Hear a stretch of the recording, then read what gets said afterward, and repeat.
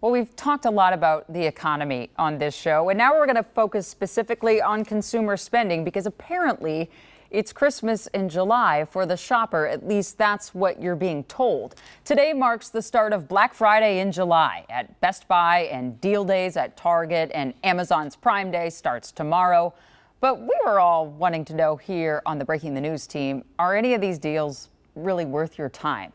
And also, Kent, will people really be rushing to buy something when we know the economy is still a little iffy for a lot of people right now? Yeah, that's a big question, Jana. Let's start with the first one, though, because just like Black Friday, the deal depends on what you're looking for. In general, I'm told there are some really big discounts this year on big ticket items that many people might have already purchased during the pandemic. That's why they're on sale, right? Think home appliances, electronics, and other bulky goods that were delayed in the supply chain, but they're here now.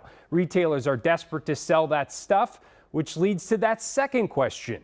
Who's buying? You may or may not be interested in Amazon Prime Day, but the summertime sale became too big for competitors to ignore several years ago.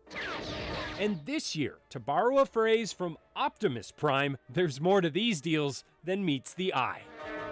The Transformers, more than meets the eye. I think this year it's especially important because of all that's happening, from still post-pandemic times to inflationary issues to fears with recessions. We've been calling it an uncertainty multiplier, and it's at a level that we haven't seen before ever, I think, in the country. Marketing professor Mark Bergen says these sales will serve a couple of purposes, beginning with helping the major retailers better understand what we're all really looking for right now. The retailers had trouble with this at the last buying season. So there was a lot of excess inventory of things that arrived late or they ordered that people didn't really want. And then a second issue is because they missed the mark, there's a whole bunch of excess inventory you might get some really good deals on. In a sign of how desperate retailers are to free up their warehouses, reports emerged last week of Amazon, Target, and others looking to cut down on shipping costs by paying customers to keep some returns. They're actually telling people, take the merchandise and keep your money because we don't want the product. Finance professor David Vang says it's because retailers are uncertain about the future too. And with a much more pivotal shopping holiday around the corner, they're willing to try paying customers for small stuff or offering steep discounts on some big stuff to keep everything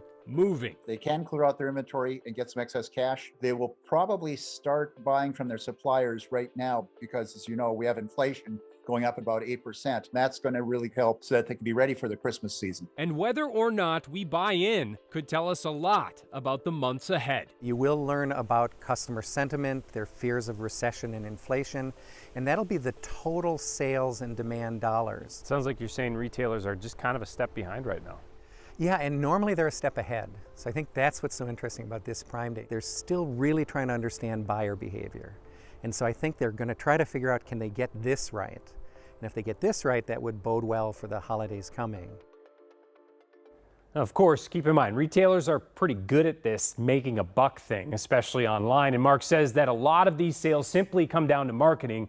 So he says retailers are counting on people adding other items to their cart along with those big items. To combat that, he says it's actually we're shopping around more this year than ever because inflation is impacting prices for different things in many different ways. And that just takes some time, Jana. And trying to figure out what people want, that added difficulty of being 2.5 years into a pandemic, lots of who we are has changed and what interests us. That I don't know how they even predict that. Yeah, because I can't predict what I'm going to want or what our situation is going to be in a few months, let alone anyone trying to predict my moves. That's true. Well, we don't do that here, just as a pattern in practice on Breaking the News. Thanks for the Transformers reference, you child. Yes. See you later.